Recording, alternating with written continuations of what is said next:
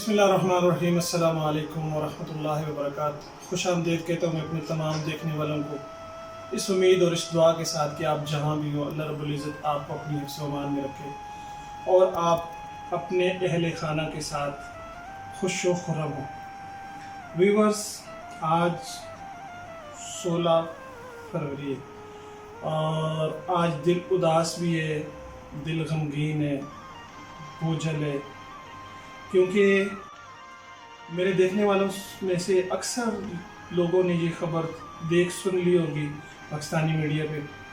کہ آج سرگودا کے قریب ایک ٹریفک حادثے میں 4 جانیں لقمہ اجل بن گئیں،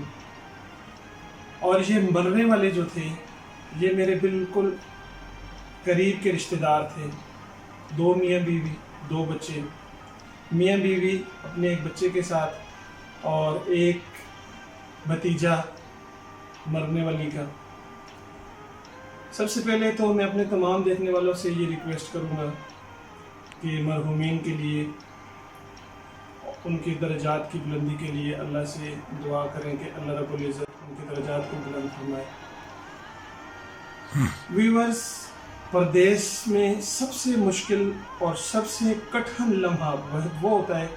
کہ جب ہم لوگوں کو اپنے ملک سے، اپنے وطن سے کچھ ایسی خبریں ملتی ہیں جنہیں برداشت کرنا، جنہیں سہنا ہمارے لیے مشکل ہوتا ہے اور ہم خون کے آنسو پیتے ہیں، لیکن یہ زندگی کا حصہ ہے۔ زندگی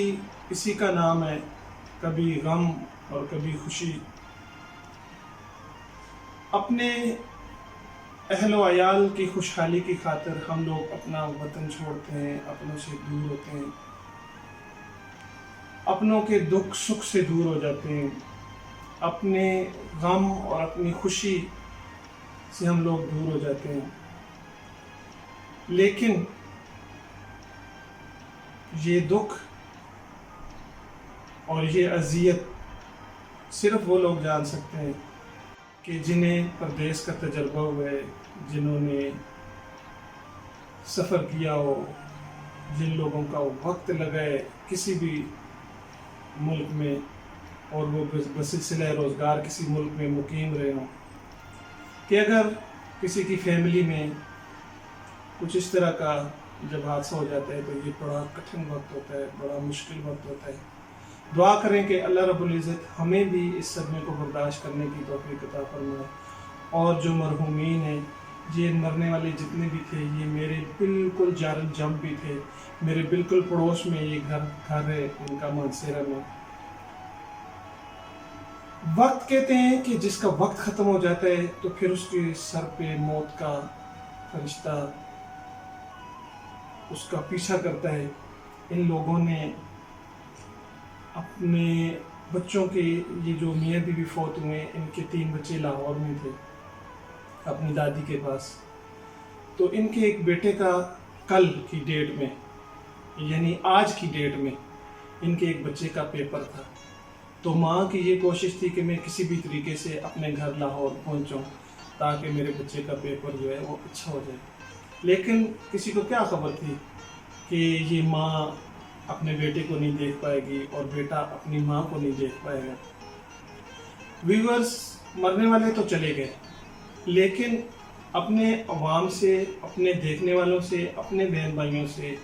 ایک چھوٹی سی ریکویسٹ کرنی ہے، پلیز اس کو دھیان سے سنیں اور کوشش کریں، اگر میری بات میں آپ کو لگے کہ میری بات میں کچھ تھوڑا سا دمخم ہے تو پلیز اس پر عمل کرنے کی بھی کوشش کریں۔ ویورز، پاکستان موٹر ویز پہ بالخصوص یہ جو موسم چل رہا ہے، اس موسم میں انتہائی دھند ہوتی ہے، فیزیبلٹی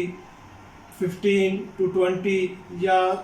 کئی جگہوں پہ ایسا بھی ہوتا ہے کہ فیزیبلٹی جو ہے وہ 0% ہوتی ہے، تو پلیز ایسے وقت میں بالکل بھی سفر نہ کریں۔